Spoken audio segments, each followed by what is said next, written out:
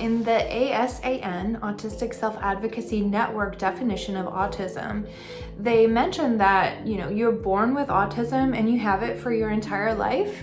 Autism impacts people across race, gender, ethnicity, you name it. Anybody from any cultural, ethnic, religious background can potentially have autism. But there are health disparities that impact people being diagnosed. So we know that women tend to be, and girls tend to be diagnosed less often with autism. Even if they have it, it might be less likely to be diagnosed. And the same thing with people of color. They tend to be diagnosed less readily. It might be later in life where they might not get diagnosed, or they might be mislabeled. So that is something important to keep in mind. But in this definition, they said we think differently. So their brain is wired a little bit differently, somebody who has autism, than what we would consider the typical expectation of development. One way that I look at this is just that, this is one expression of neurodiversity. Neurodiversity referring to the fact that we are all wired differently in our brains, and some people fall a little bit further outside of the bell curve, meaning how most people's brains function. There's going to be outliers on either side of that bell curve. So having really strong interest, being really, really focused on something to the extent that maybe other people might be bored of hearing about it, having difficulty with planning, but they may be also really good problem solvers, and people with autism can also be really, really strong at certain skills. And so there might be a big gap between what they're really good at and what they really struggle with. So for example, say there can be a young adult who's in college that has autism, and they may be so incredibly intelligent about engineering and certain technological things, but then they may really struggle to connect socially and pick up on social cues from other people. That can be really challenging and difficult for them. So that's another part of the definition that comes up later, is that we socialize differently than other people.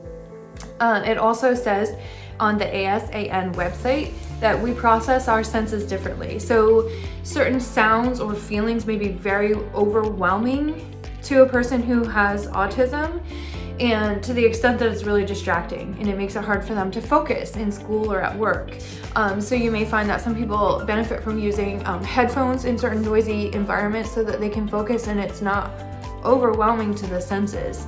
I know myself, when I hear a lot of loud noises, and I'm neurotypical as far as I know, maybe I have ADHD, not really sure, but but I don't have autism, and certain noises can really distract me. So I don't like it when the TV is on in the background and then there's people talking to me, and especially if there's another noise that pops up in the background, it actually makes me feel really agitated.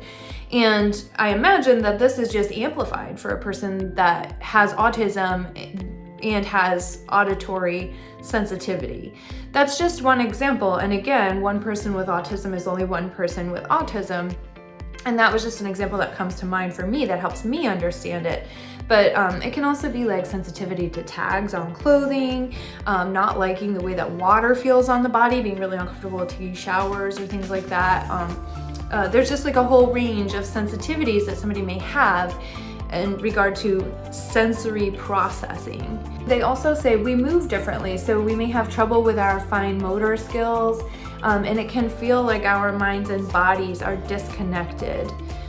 They also communicate differently, so some people that are on the autism spectrum might talk using echolalia, meaning that they repeat things that they've heard before, and or they might script out what they want to say.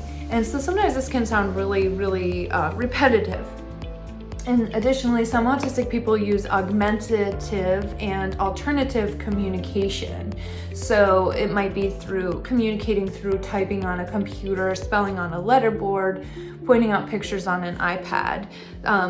Some people process information a lot more easily when it's visual processing. So pointing to a picture, especially for an individual who doesn't use a lot of spoken language, can be really beneficial for them, and that's one of the better ways that they can communicate. They mentioned we socialize differently, which is something that I alluded to earlier, but they say some of us might not understand or follow social rules that non-autistic people made up. We might be more direct than other people. Eye contact might make us uncomfortable. We might have a hard time controlling our body language or facial expressions, which can confuse non-autistic people or make it hard to socialize. And it might be hard for a person who has autism to guess how other people are feeling. That doesn't mean that they don't care how other people are feeling. It just might be harder for them to put themselves in other people's shoes and understand what they're feeling, unless maybe the cues are very obvious. So if I'm feeling sad and I'm kind of keeping that to myself, and I'm not necessarily coming out and saying I feel sad and communicating in a direct way, which is usually a preferred way of communicating for people that are on the autism spectrum, would be to be direct. But I'm sitting here and kind of keeping it to myself and I'm not crying, then a person with autism may not necessarily pick up that I'm feeling sad. But if I'm really, if I'm sobbing and I'm talking about it, then they can understand more easily. So sometimes it's easier to pick up on those cues if they're more obvious. So, and then also people that have autism might need help with their daily living skills. So living in a world that's not very adapted to people that have autism can be a real challenge.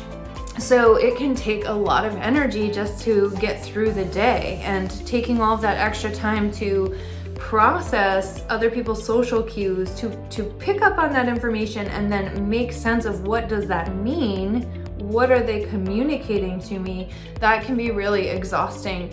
It can also be difficult for a person with autism if they may have differences in the way their executive functioning skills work, and it might be hard to prioritize and to plan out their day and make sure that they're prioritizing self-care and hygiene, things like that. It just depends again on the person. It's not the same for everybody, but typically in order to actually have a diagnosis, and this is where my psychology cap is coming back on, is based on having impairment in your everyday life